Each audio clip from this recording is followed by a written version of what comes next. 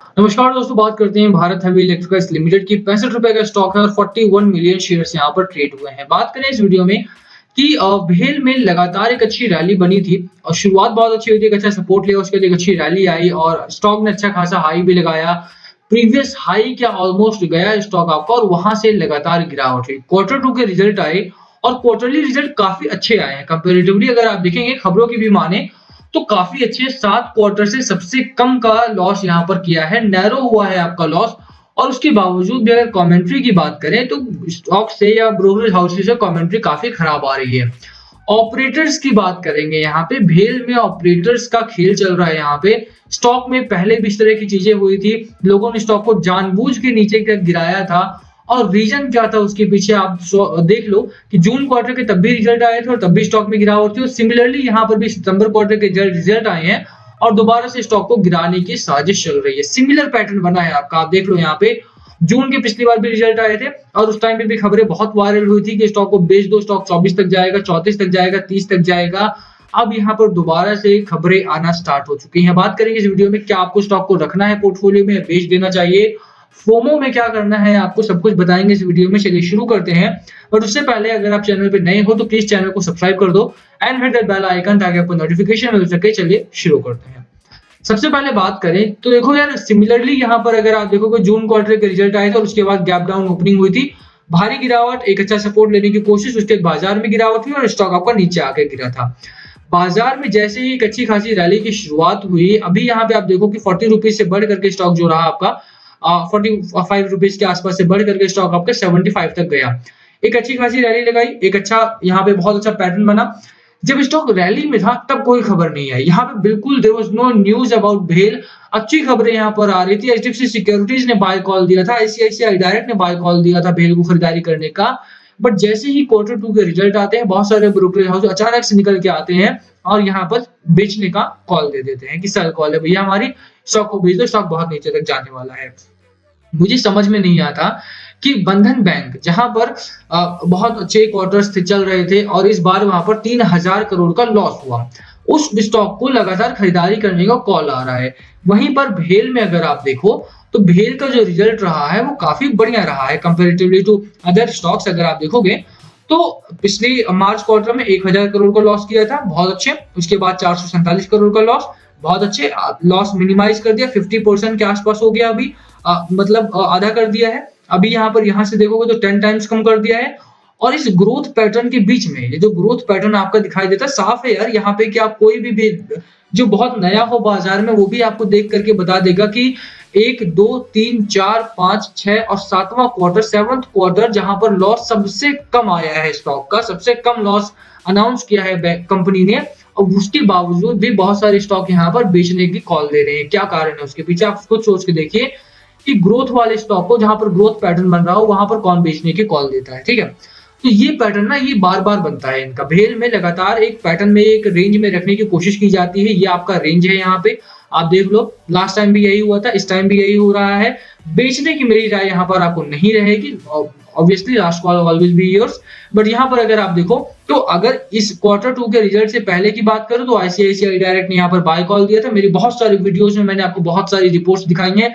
IDBI securities ने यहाँ पर खरीदारी करने का कॉल दिया था, बहुत अच्छे टारगेट्स आए थे, 82 रुपीज के 86 रुपीज के टारगेट्स दिए थे जब 70 रुपीज का आपका स्टॉक था। तो अब अचानक से क्वार्टर टू का रिजल्ट आया और उसके बाद बहुत सारे ब्रोकरेज हाउसेस, अभी यहाँ पे आपको दिखा देता हूँ मैं यहाँ पे फिक्स्ड कॉस्ट वगैरह वगैरह एंड यहाँ पर या अब देखो Kotak institutional equities as it retain sell on the stock with a target of 35 rupees at Tuesday close, वो ₹72 के आसपास क्लोज हुआ था। इन्होंने 35 रुपए का टारगेट दे दिया कि भैया बेच दो स्टॉक को।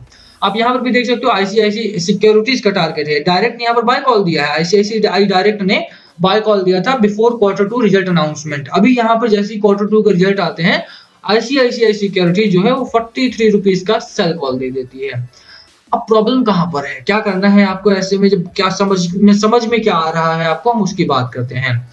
आप देखिए कि स्टॉक में अगर आप देखोगे तो स्टॉक अच्छा है आपका, कंपनी में ग्रोथ पैटर्न है। आप कंपनी में किस वजह से निवेश करोगे वो मैं बता देता हूँ। कंपनी में आप देखते हो फंडामेंटल्स कैसे हैं, क्या कंपनी कैश फ्लो अच्छा है या नहीं है, कंपनी का फाइनेंशियल सिचुएशन कैसी है, एफआईआई का कितना होल्डिंग है वहां पे, सरकार की क्या राय है स्टॉक को लेकर के। तो सबसे पहले अगर आप फाइनेंशियल्स देखोगे तो फाइनेंशियल्स मुझे बहुत अच्छे लगते हैं कंपनी के। अगर आप ग्रोथ पैटर्न देखो तो जून 2020 से लेकर के सितंबर का ईयर ऑन ईयर अगर आप ग्रोथ देखते हो तो एक साल में कंपनी ऑलमोस्ट डबल होने के कगार पर है। अगर आप क्वार्टर ऑन क्वार्टर भी देखते हो तो कंपनी ग्रोथ पर है, ठीक ठाक ग्रोथ यहाँ पर हो रही है। ऑपरेटिंग प्रॉफिट में यहाँ पर काफी मिनिमाइजेशन है। लगातार यहाँ पे अगर आप देखोगे तो पिछले 6-7 क्वार्टर से सबसे कम का लॉस जो आया है वो इस क्वार्टर में आया है। साफ तौर पर कंपनी ग्रोथ में है। साथ में ही अगर आप बात करो कि शेयर होल्डिंग क्या है भैया, तो देखो एफआईआई की share holding substantial share holding है, 4.5% के आसपास की शेयर होल्डिंग एफआईआई की है। और स्ट्रेंज बात ये देखो आप यहाँ पे कि बहुत सारे ब्रोकरेज हाउसेज जो हैं वो बेचने की कॉल दे रहे हैं। म्यूचुअल फंड ने यहाँ पे इसी क्वार्टर में अपनी खरीदारी बढ़ा दी है।